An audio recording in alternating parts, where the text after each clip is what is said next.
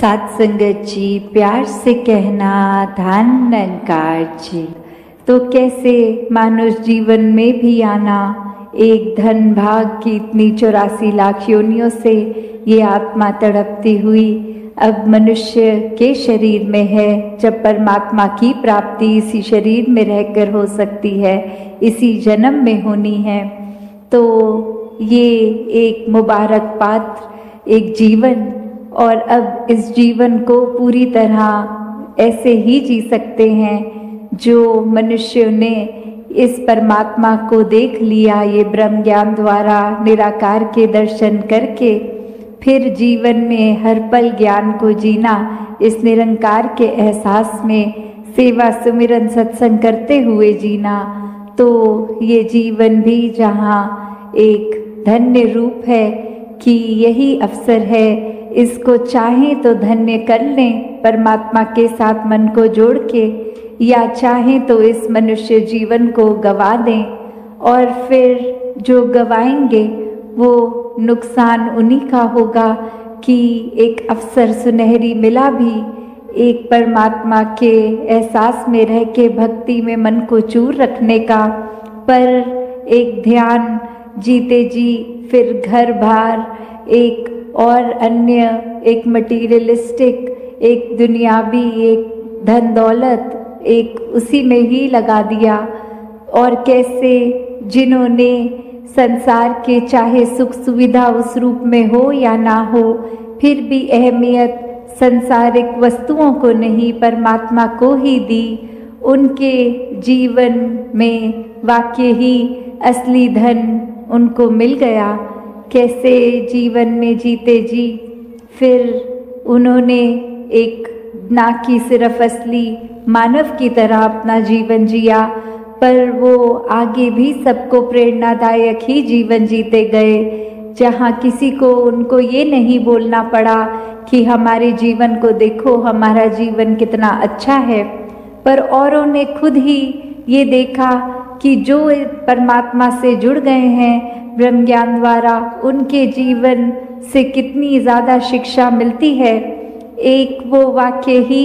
मनुष्य के सिर्फ शरीर में ही नहीं है, एक मनुष्य का असली जीवन जी रहे हैं, सारे मानवीय गुण उनमें हैं, दैवीय गुण उनमें हैं। वो फिर एक प्रेरणादायक इतने कि सिर्फ उनके जीवन को ही वो जी रहे हैं इस परमात्मा से जुड़कर भक्ति में रहकर, और वहीं अन्य व्यक्ति भी उनके जीवन को देख रहे हैं और यही इच्छा आ रही है कि इनके जैसा ही जीवन हमारा भी हो जाए। तो ऐसा जीवन जीना कोई किताबी बातें नहीं है, या फिर कोई वो बात नहीं है कि पहले त्रेता में, सतयुग में, द्वापर में ही ऐसे जीवन जिए गए। अभी अगर आज के दौर में भी देखें तो ऐसा जीवन भक्त आज भी जीते हैं, जो चाहे रहते तो इस संसार में ही हैं और संसार को त्याग के भक्ति नहीं करते।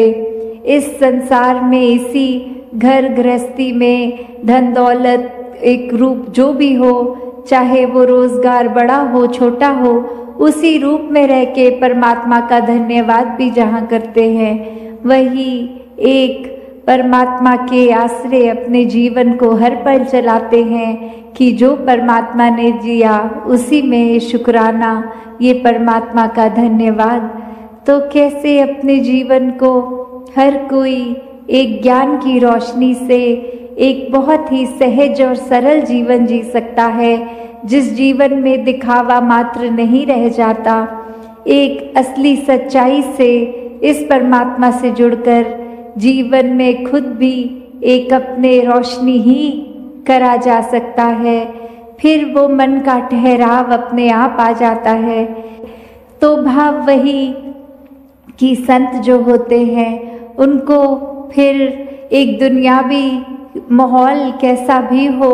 एक आरामदायक हो ना हो, फिर भी एक संत तो उस दुनियावी माहौल में रहते हुए भी उस दुनियावी माहौल से ऊपर ही रहते हैं, एक आनंद की अवस्था में हर स्थिति में खुद को एडजस्ट करते हुए कि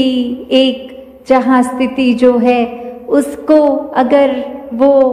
सही भी करनी है तो उसमें प्रयत्न करना है। एक अपने दुनियावी रूप में अचीवमेंट सपने बनाकर उस तरफ चलना है। पर अगर परमात्मा को मंजूर नहीं और वो एक कार्य उस तरह से ना हो जैसा सोच रखा है, तो भी एक परमात्मा को कोसते नहीं है भक्त। एक परमात्मा को शुक्राने भाव से यही मन के भाव रखते हैं कि इसी में ही भलाई होगी, इसलिए ये कार्य हम जैसे चाहते थे वैसे नहीं हो पाया। तो कैसे अपने जीवन को भक्तों ने हर समय इस परमात्मा के ही आसपास केंद्रित रखा कि एक दुनिया में हर दिन कैसा भी समय आ सकता है, पर ये परमात्मा ही है जिसके आश्रय एक अच्छा और बुरा समय दोनों ही आराम से कट जाते हैं। जहाँ फिर ये मन में सोच नहीं आती कि एक जीते जी बेचैन है और जीने के बाद जब ये मौत हो जाएगी तो इस आत्मा का क्या होगा। क्योंकि जिन्होंने जीते जी इस परमात्मा को जान लिया, देख लिया, इसके साथ जीवन का हर पल अपना जिया, तो उनको पता है वो चैन से जी रहे हैं, और जो चैन से ही जीता है वही चैन से मरता है। और कैसे ये आत्मा को जीते जी जहाँ चैन मिल गया, अपनी असली घर का पता चल गया। एक क्या है ये आत्मा, वाक्य में सिर्फ शरीर नहीं है, एक आत्मा तो इस परमात्मा का अंश है। जब ये पता चल जाता है तो आगे एक लोक सुखी परलोक सुहेला वाली अवस्था कि इस परमात्मा ने तो जहाँ पूरी सृष्टि बनाई वहाँ इंसानों को सभी को सेम, वो चाहे फेशियल फीचर्स हों, वो चाहे और एक जो ब्रॉडर टर्म में बोलते हैं कि टांगे हाथ सब एक जैसा एक समान ही दिया है।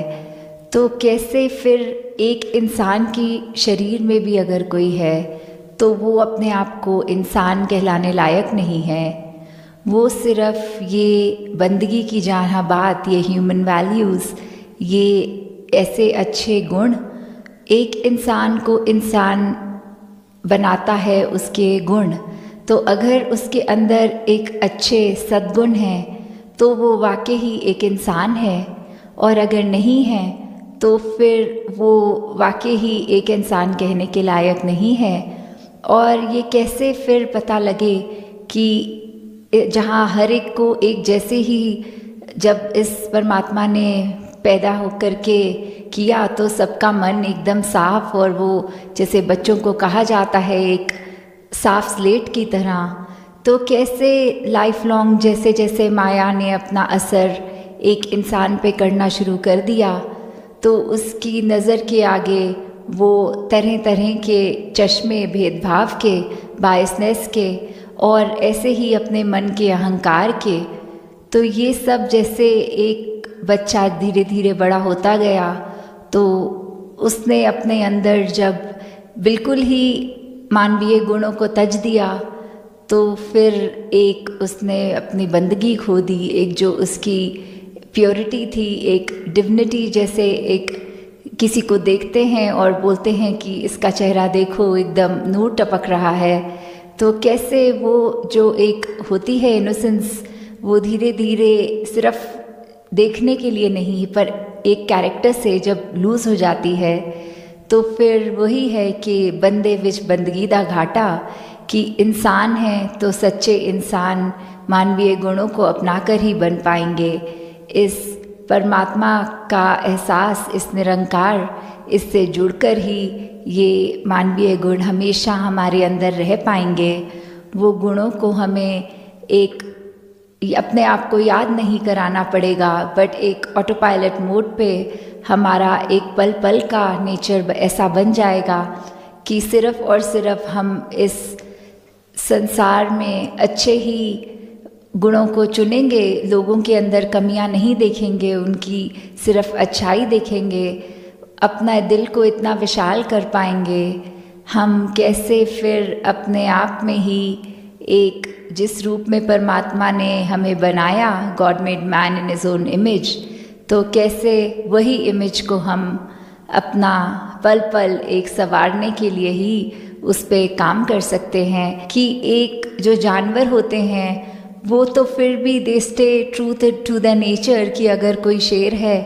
तो उसने एक अपना शिकार ही करना है, उसका नेचर है।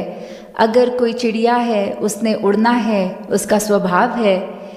तो उस नाते तो ये इंसान का स्वभाव एक मानवता थी, मानवता ही उसकी असली पहचान, उसका असली धर्म। तो फिर क्यों ये एक पशु बनता जा रहा है? अगर देखा जाए तो एक पशु की कीमत होती है, अगर एक शरीर मृतक हो जाए एक इंसान का और जानवर का, तो भी देखा जाता है कि कैसे एक हाथी के चाहे दांत की बात करें, वो आइवरी महंगी, एक चाहे किसी और शेर की या कोई भी एक स्किन की बात की जाए, उनकी हमसे ज़्यादा एक वैल्यू रखने वाली एक इंसान के मरने के बाद उसकी स्किन की, उसकी त्वचा की क्या वैल्यू रह जाती है, उसके दांतों की क्या वैल्यू रह जाती है। तो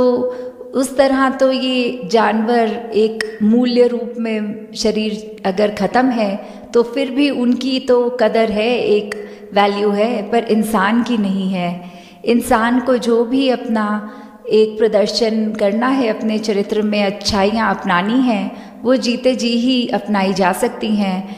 उसको अगर वाकई ही मूल्यवान बनना है तो जीते जी ही मरना है। और ये मोक्ष मुक्ति की जो बात होती है ये भी जीते जी ही प्राप्त होती है। तो भी कहा जाता है कि जो भी आपकी उम्र है उसमें ही अपनी पहचान कर लें, इस परमात्मा की पहचान कर लें, तो ही ये इस जीवन को भी हम सुखी तरीके से जी सकते हैं और मौत के बाद भी ये मोक्ष होता है। तो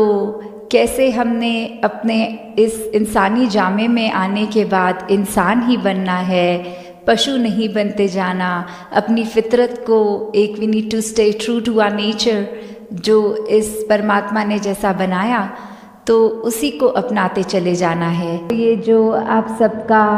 सत्संग के प्रति, निरंकार के प्रति, सेवा के प्रति, सुमिरन के प्रति ये जो अपना एक मन है जो निरंकार में टिकाने वाली बात होती है, जो अपना असली रूप है हर एक का, उसकी पहचान करने तक की यात्रा ही नहीं है। सिर्फ एक बार जब ये रूबरू होकर इस प्रभु परमात्मा का ज्ञान ब्रह्म ज्ञान द्वारा हमें जब मिल जाता है तो उसके बाद जीवन को कैसे जीना है, वो सब बातें जो इस सत्संग रूप से हमें शिक्षा मिलती है उसको किस तरह अपने जीवन में अपनाना है। तो कैसे ये समय की बात है कि अपना यूज़ जो किया उसको इस प्रभु परमात्मा निरंकार के एहसास में बिताने वाली बात आ जाती है कि कैसे हमारा एक एक पल ये प्रभु परमात्मा निरंकार ने जो हमको बख्शा है उस पल को हम सदुपयोग करते हुए कि किस तरह हमारी इंटेंशन की बात होती है वो कि हमें सत्संग में आकर एक एक पल सिर्फ आकर बैठ के चले जाना नहीं, पर एक एक वक्ता चाहे छोटे बच्चे की ज़ुबान से था, बुज़ुर्ग की, बहन भाई जिनसे भी कविता रूप, गीत रूप, स्पीच रूप,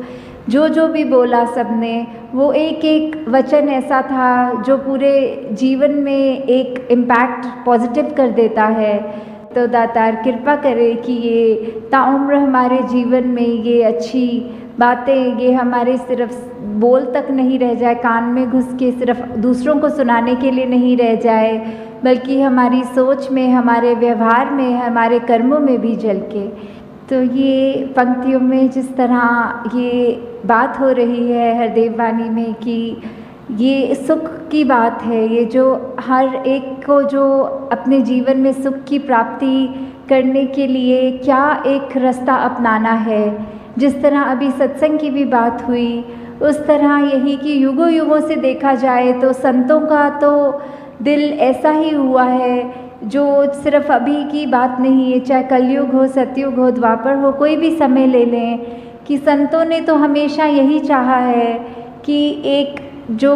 हर एक को कैसे मन में चैन दिया जाए, हर एक को किस तरह अपने असली रूप इस परमात्मा का दर्श दीदार करा दिया जाए और कैसे उस तरह फिर एक जो पहचान कराई जाए, अच्छे गुण दिए जाए, उसी में ही एक ये परमानेंट सुख छुपा है। छोटे छोटे सुख तो कहीं ना कहीं हर समय पे मिल जाते हैं, पर ऐसा कौन सा सुख है जो हर समय एक जैसा ही हो और वो उस सुख में कुछ बढ़ा ना जाए, कोई घटा ना जाए। तो वो वाला सुख जो एक ब्लिस की अवस्था होती है, जो एक चैन से भी ऊपर उठ के, खुशी से भी ऊपर उठ के जो वो सुख है, तो वो सुख सिर्फ तभी मिल सकता है जब हम संतों का संग कर लेंगे। कि संतों का जब तक संग हमारे जीवन में आएगा नहीं, तब तक हम कैसे अपने जीवन को उस मुकाम तक लेकर जाना संभव नहीं होता, क्योंकि संत ही हैं जो हमको प्रेरणा देते हैं हमारे जीवन को सुधारने के लिए। और एक बार हमें वो जब पता लग जाता है कि ये क्या सच्चाई है, तो हम अपने जीवन में एक वो परमानेंट सुख, एक जो हर समय रहने वाला सुख, उसको प्राप्त कर लेते हैं। हाँ जी। भला सोचते जो औरों का खुद अच्छे बन जाते हैं, सच्चाई के साथ रहें तो खुद सच्चे बन जाते हैं।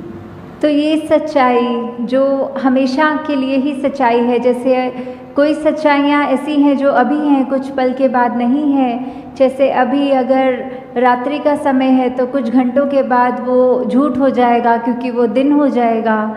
तो ऐसे कुछ सच्चाइयाँ कुछ समय के लिए रहने वाली सच्चाइयों की यहाँ बात नहीं हो रही। वो बात ही कि कैसे एक निरंकार प्रभु परमात्मा,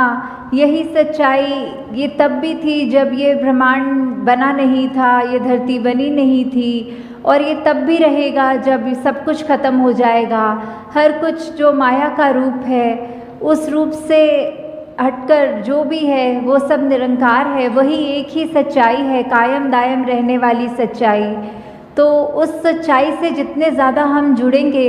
हमारे अपने मन के भाव उन गुणों को अपनाएंगे कि कैसे ये हम इस निरंकार जैसा बनता और जाते रहें। जैसे विशालता का जिक्र आता है, और भी जो भी हमारे को गुण समझ में आते हैं कि हर एक गुण इस निरंकार में स्वयं है, और वैसे ही हम उतना ही हमारा भी मन सच्चा होता जाएगा जितना हम खुद सिमरन रूप में, संगत रूप में, सेवा रूप में इस निरंकार से जुड़ते चले जाएंगे। तो वो नेचुरली वही बात कि हमारे मन में भी वही सच्चाई अपनी पकड़ और बनाएगी, और हमारा मन भी फिर कुछ और गलत चीज़ें सोचने के बजाय सिर्फ ये सच्चाई से ही जुड़ता चला जाएगा। हाँ जी। सब कुछ पीछे रह जाता है, नेकी ही संग जाती है, मालिक की दरगाह में जाकर नेकी काम आती है जी। तो ये वाली जो हमारा जीवन काल मिला है, इसमें हमको जहाँ कर्म करने की पूरी आज़ादी है, वहाँ ये जो नेकी की बात आ रही है, जो नेकी की शिक्षा दी जा रही है कि हमने अगर ये अब सच्चाई को जान भी लिया, तो उसके बाद भी हमारा जीवन कैसे होना चाहिए। हमारे मन के भावों से ही ये बात शुरू होती है कि हम अगर अपने मन में ये सिखलाइयों को, जो एक ह्यूमन वैल्यूज़ होती हैं, ये एक दूसरे की हित रखना, एक दूसरे को खुशी देना, हर एक के जीवन में एक आराम देने वाली बात, जो भलाई की भावना लेके मन में अगर हम कोई भी कार्य करते हैं, वो इरादा, वो इंटेंशन, वो ही बहुत मायने रखता है। कि कर्म से पहले तो वो हमारी इंटेंशन की बात है कि कर्म तो फिर भी बाद में करेंगे, पहले तो उसको सोचना ही, वहीं से ये यात्रा शुरू है। तो ये नेकी करने की बात कि जितना हम जीवन में निरंकार से जुड़े रहेंगे, उतने ही हमारे कर्म कुछ भी गलत हमसे नहीं करवाएंगे। हम खुद वो चेतन अवस्था में रह कर कि निरंकार हर समय है, प्रभु परमात्मा हर समय हमें देख रहा है, तो कुछ जानबूझकर तो गलती नहीं कर पाएंगे। और वही बात कि मन में सिर्फ अच्छाई जब रहेगी, तो ये नेकी का रास्ता लेके हम ना कि सिर्फ अपना ही जीवन संवारेंगे, पर औरों के लिए भी, उनके जीवन में भी हम और उनको भी खुशी दे सकेंगे। और यही नेकी है जो हमारे साथ सदैव हमारे जीवन काल में, जहाँ हमारे को एक अच्छा जीवन जीने की कला बख्शेगी, और वही बाद में भी जहाँ वो परमात्मा की दरगाह वाली बात है कि उस समय भी जब मृत्यु हो जाएगी, तो भी हमारा ये जो जीवन में हमने कर्म किए हैं, वो चाहे हमारी एक बात तो वो भी हो जाती है कि कर्म को जहाँ बोला है कि बुरे कर्म तो एक अलग तरह की बेड़ी है और ये अच्छे कर्म चाहे सोने की बेड़ी है, तो जहाँ वो बात भी है कि कर्म हम अगर सोचें कि हम खुद कर रहे हैं तो उसको अगर अच्छा करें या बुरा करें तो वो एक बैगेज साथ लेके चलने वाली बात हो जाती है। पर जब हमने पहले ही प्रण में जहाँ ये तन मन धन को सरेंडर वाली बात ये समर्पित कर दिया इस परमात्मा के आगे कि सब जो बख्शा है उसी का है, तो ये ख्याल भी और ये कर्म भी जो भी हमारी तो कोई औकात नहीं कि करें, तो जब उस भाव से हम रहेंगे और हमारे अच्छे कर्म हमसे होते जाएंगे तो फिर वही बात है, वही कर्म है जो आगे हमारे मृत्यु के समय भी हमारे साथ जो आगे जाएंगे। हाँ जी। कभी किसी का बुरा सोचना सबसे बुरी बुराई है, कहे हर देव भला कर सबका, इसमें तेरी भलाई है जी। तो ये सरबत के भले वाली बात कि हर एक में कोई फ़र्क ना करते हुए कि ये भलाई की भाव जब मन में है, ये मन में जो रोशनी जग गई है तो फिर उस रोशनी ने कोई पार्शियलिटी नहीं करनी, कोई ऐसा नहीं सोचना कि सिर्फ इस व्यक्ति के लिए ही रोशनी है, इस व्यक्ति के लिए अंधेरा है।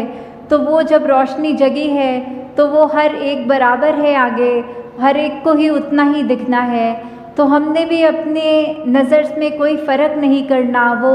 भाई कन्हैया वाली सेवा भक्ति की बात कि जहाँ युद्ध के मैदान में जब उनसे भी पूछा गया कि आपने ये सेवा रूप में पानी पिलाना है तो उन्होंने कोई फ़र्क नहीं किया कि ये हमारी सेना है और ये दुश्मन की सेना है, उनको भी वही भाव लगा कि सभी अपने हैं। ये जो अपनापन, ये जो सभी अपने वाली भाव है, वो उस भाव से जो सेवा की गई उनकी भी, तो वही एक मूल बात है कि जब ये परमात्मा प्रभु ये ही एक है और हम उसके संतान, चाहे कितने भी भिन्न भिन्न दिखते हों, आदतें कितनी अलग हों, खान पीन, कोई पहनावा, कोई रहने की जगह, कोई देश, जितने भी अलग हम उस तरह दिख रहे हों, पर ये जोत तो एक ही है जो हमारे साथ है, जो हम जिसका अंश अपने आप को बोलते हैं, परमात्मा का अंश ये आत्मा।